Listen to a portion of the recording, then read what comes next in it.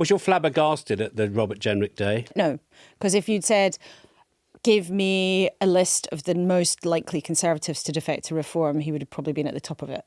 So no. What about Marple Badenoch? Well, I think she's developing more of a ruthless streak. I think she displayed that. I think she made the best of a terrible hand, which is somebody very prominent defecting. I also just want to share with newscasters, Adam and I had a fruitless search for good nicknames for Detective Badenoch. Newscasters, I'm glad to say, have helped us out and come up with by far the best one, much better than Badenoch Holmes. Kemi 5. Oh, well, that tells us that we're in the right job because we get all the content provided by the newscasters. On we go with Saturday's newscast. It's Laura in the studio. It's Paddy in the studio. And in a few minutes, we're going to be joined by an excellent guest on a topic which Kemi 5 made big headlines with last week. So when she came to do her leaders interview with us last Sunday, Kemi Badenoch made headlines by suggesting that the Conservatives would back and will argue for a ban on social media for under-16s. This is something that you and I have been talking about, this whole field, for a long time on this programme. But all of a sudden, the idea of banning social media for under-16s has become incredibly politically fashionable. There's a vote coming up in the House of Lords this week. And for a long time, the government has been very hesitant. They weren't in that place. They weren't talking about a blanket ban. Australia have gone ahead with it, and the government have been saying for a while, well, we'll study what's happening in Australia very, very carefully. But it does seem that the political wind has changed on this from really quite strong resistance to really quite a fair breeze behind it now. I wonder if it's also fair to call it political crosswinds. The obvious example of that being people on different wings of politics have the same views. Banning things is not normally the Tory mantra. Absolutely. Well, I know what we're going to do. We're going to ban things. Mm-hmm. But during your programme last week, whilst interviewing the Leader of the Opposition, the Mayor of Greater Manchester of a Labour persuasion said, I think she's got something, old Kemi Badenoch. That's right. And it's not an sort of ideological divide on this necessarily, although there are people who argue it from ideological points of view.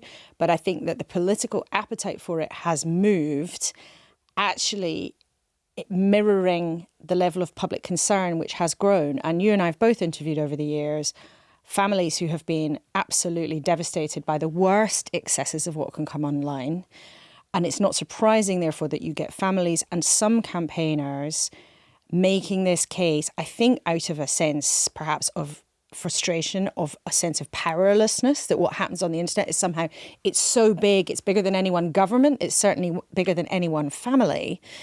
But what's really interesting, and what we're about to get into with one of those prominent voices on this, is that the idea of a blanket ban is seen by some people as just too stringent. It could even potentially be counterproductive. So there's going to be a lot of political conversation about this in the next few days.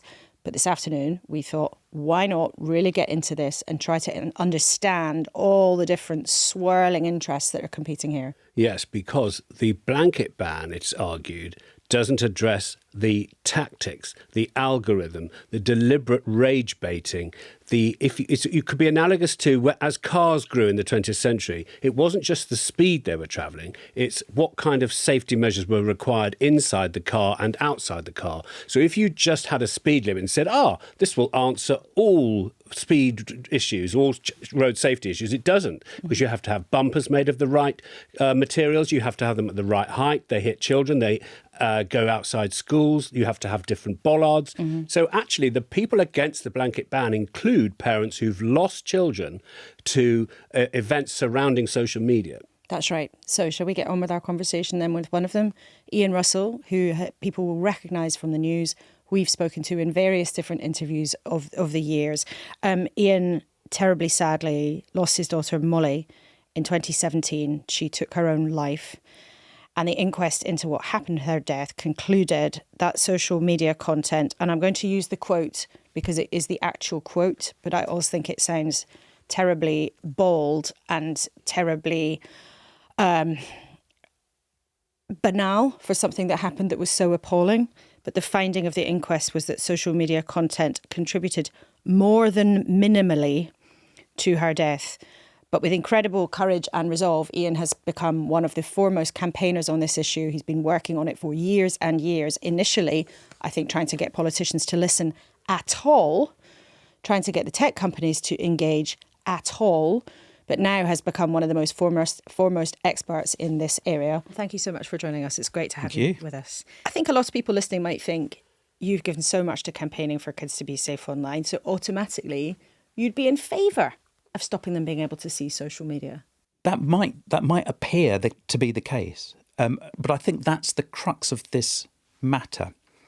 I completely understand why parents are calling for action, because there just hasn't been enough action to tackle the dangers that can be found online, particularly by children, that are presented often by the toxic algorithms that the social media platforms use.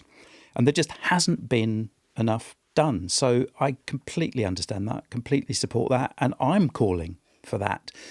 And I think the subtlety is that I passionately believe, having spent 8 years listening to arguments, talking to experts, that there are better ways of doing it. Could we say that the algorithm in particular needs to be addressed as much as a complete ban? The problem with a ban is you're not addressing the source of the problem, the source of the harm. The problem with a ban is that you're penalising children. You're preventing them from growing up in a digital world. Whether we like it or not, we exist in a digital world. We all have to grow up in a digital world, and we have to learn to live in a digital world. A ban stops that happening, and it takes the onus away from the platforms, who in my mind are the culprits here. It takes the onus away from them doing something about the problems that they have caused. If a ban stopped kids seeing harmful content, what's wrong with that? Well, there's an if there, Laura. If a ban stops kids seeing harmful content, and the honest truth is we don't know, but there's lots of suspicions that it won't stop kids seeing harmful content. Already in Australia, the ban there is only a month underway, but we are all looking to Australia. You're absolutely right. Yeah. We're looking there, and there's signs that the things that have been predicted, not just by me, but by a whole raft of experts and people who've been studying this for ages, the things that go wrong with bans are already going wrong in Australia. For example, in the last month, 1 in 10 calls to the Australian equivalent of Childline are in connection with the removal of social media from young people. Quite often young girls or people from the LGBTQ plus community, vulnerable young people who've lost a sort of sense of sharing, a sense of community that they had online. So that's increased calls to helplines. So that's exactly having the opposite effect. And I think the e-Safety Commissioner, with some triumph, said that they had removed a fairly large number of accounts from young people. And those accounts equate to 2 accounts per young person in Australia. Now, we all know that to us, to the non-digital natives, that might sound like, oh, that's quite successful. Mm-hmm. But if you talk to young people, whose voices are so often ignored in this debate, if you talk to young people, you know, or you're a parent, you know that quite often a young person would have 2 Instagram accounts, let alone across the 10 platforms that Australia. But you also hear from young people, and some of the research shows this too, that some of them feel they don't really want to be on these platforms, but they feel that they have no choice. And if you take away that pressure, that might be helpful for them. And in terms of the Australian ban, just to give a bit more context of what it actually has got rid of and what it hasn't. So it's banned Facebook, Instagram, Snapchat, Threads, TikTok, X, YouTube, Reddit, and Kick and Twitch, which are streaming platforms. But WhatsApp, Google Classroom and YouTube Kids are not covered. So it's not as if you're taking away the possibility of kids engaging online at all. Isn't it actually better to be, what some people are arguing for, just say better to be safe than sorry? I don't think this is being safe. I think there are better ways of being safe. It's being safer, though. I don't think it is being safer, because I wonder if you're letting the perfect be the enemy of the good.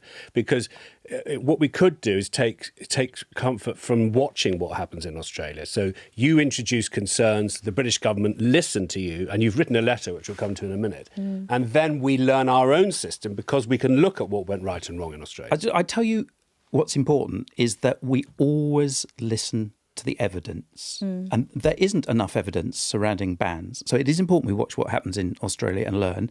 But we are learning already that it seems to be having the predicted unintended consequences, which are dangerous. So what is also important, that we listen to the evidence of the experts, not me. I'm a bereaved parent. I've been looking into this for 8 years. But what I've learned and what has guided me since Molly died 8 years ago, and what has driven me to say what I say and believe what I believe, is there should be no more deaths like Molly's, ideally. And what has driven me is the opinion of experts, not quick fix solutions. So we should be watching what happens in Australia, but we should be listening to the existing opinions of the experts in this country, particularly, who know this stuff and have better solutions that would drive us to safety and protect our children much more quickly than the introduction of a ban. So when you look at this joint statement that you're publishing, I think just about as we speak, from some children and online safety campaigners, charities, and bereaved parents like you, Mariano Janine also is another bereaved parent we talked to over the last few years as a signatory as well. The arguments in there, you say a blanket ban could drive all sorts of unintended consequences, but how do you sum up the argument that you and those other groups are making? It's quite simple that in the UK, we have an advantage. The contacts I have around the world this is a global problem. There's so many people interested in this. Those contacts, they all look across the Atlantic if they're from America, or they look from wherever they are, and they are envious because in this country we have the Online Safety Act. We have a tranche of regulation which many countries don't have, and they look to us with envious eyes, going, "That is the way forward." We should be pushing that. Because we're there already, we should be building on the Online Safety Act, the foundations that have been laid. We should be building on that act, and we should be exploring ways that we can strengthen that act and exploring ways that we can make its implementation more effective. Could we compare it to anything? You have in your letter compared it to some aspects of film classifications, so we can all understand what film classifications are. I was earlier mentioning road safety. Can you compare the sort of changes you would like to see to other bits of legislation that protect young people? I think there's a measure of comparison that you could make to film classification. One of the things that I find perplexing is the conversation that was started last week by Kemi Badenoch's announcement is happening now. It's happening at the time when there has been a significant movement. There has been strong words from government, from Keir Starmer. For the first time in ages, Keir has said something really strong and said that he would back the denial of service of X. So X as a platform may no longer be available in this country if it didn't do something about the awful nudification apps that its AI was doing. Those strong words, coupled with the strong words from Liz Kendall, the Secretary of State, have made a difference, and it seems that X has made a U-turn. It proves that strong words and leadership make a difference. That has been absent. I met Keir face-to-face almost exactly a year ago, and we talked as much as parent to parent as Prime Minister to person, and I absolutely believe, like so many parents, like all parents, he's concerned. He has teenage children. He's concerned about this. And yet the current government haven't demonstrated leadership. They've sat on this.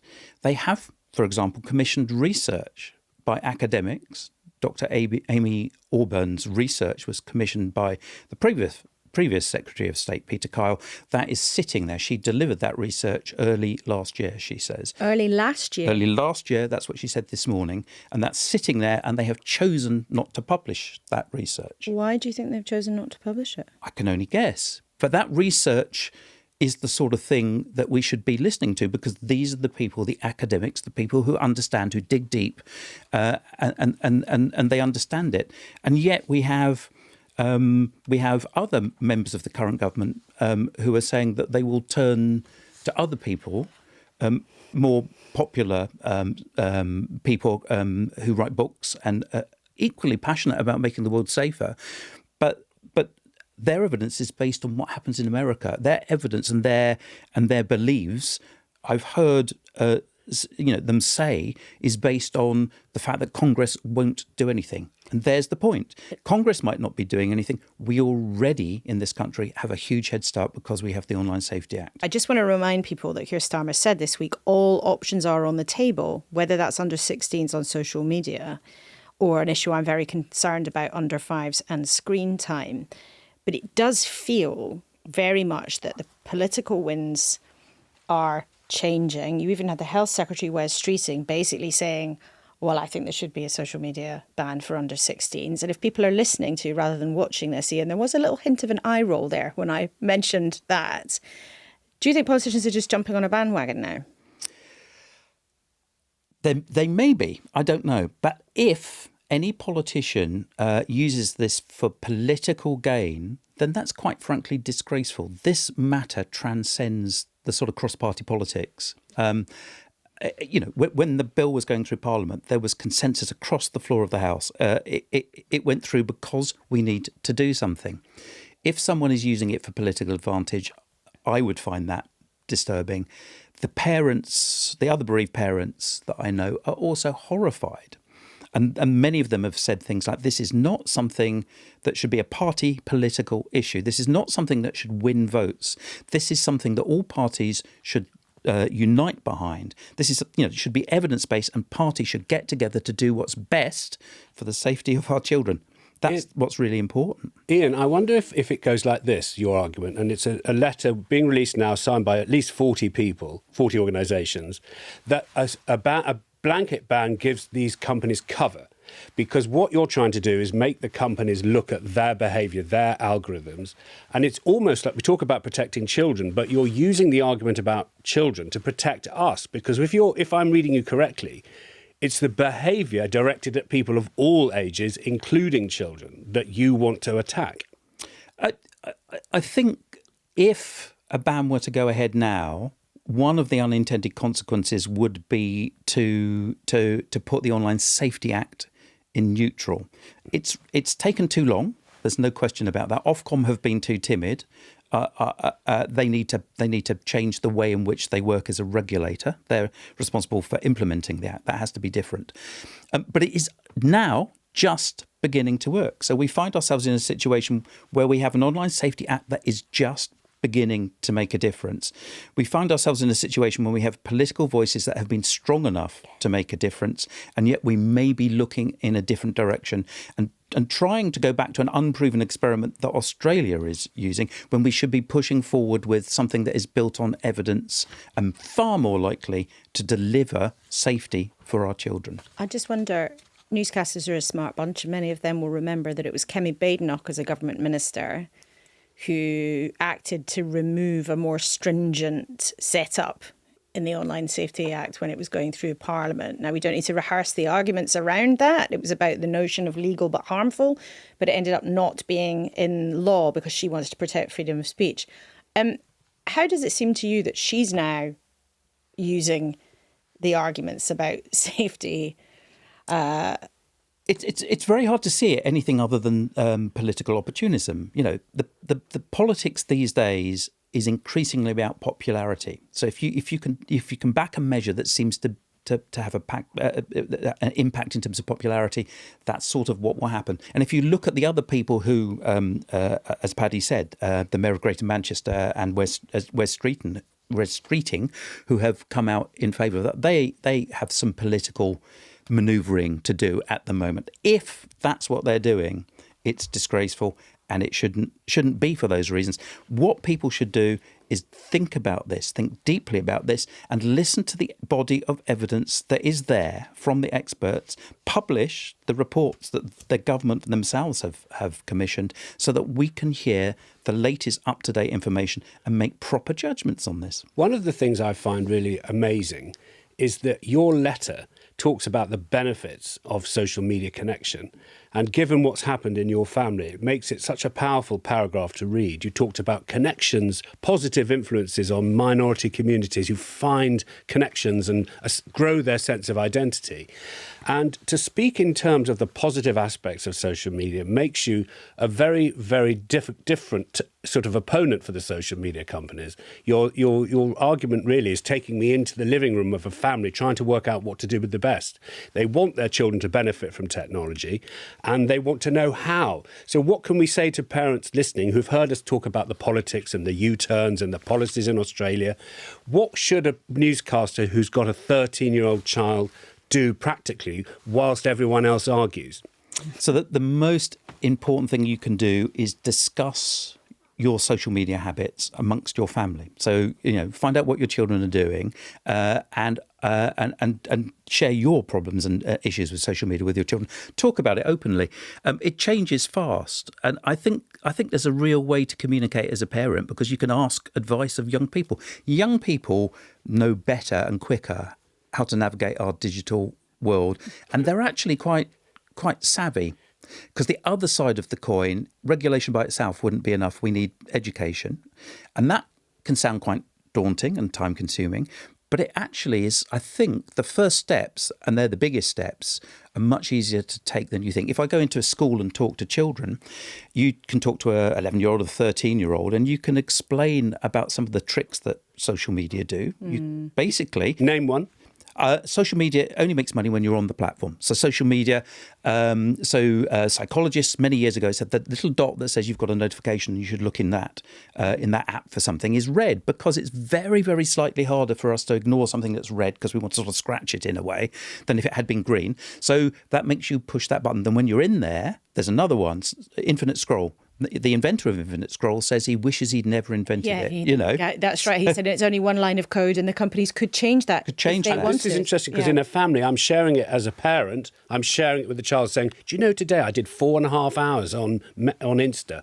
Yeah, so use each other to monitor each other's behaviour, and then once you know that you're being enticed into a platform, a product, and then you're being told to stay there, just bear that in mind. And the young people get this instantly. I use a phrase that says, I don't know where it came from, but I use a phrase that says, just be aware of when you're being mugged off by the companies. And their eyes light up. I want to take that. I want that in my life. Their eyes light up and they go, ah. And then there have been occasions when young people have come in voluntarily, because I never tell them to do anything, and they come in and say, I've deleted TikTok, or I've deleted Instagram or something. That sort of first step education is not difficult to do. You can do that in the school place, you can do that at home, but just being aware of those techniques is so valuable. It's absolutely right that parents are calling for something to happen. It's absolutely right, because it needs to happen. We need to protect people better. And the politicians should listen to those calls. But they should also listen to the experts that we've got in this country, the experts who sign that letter.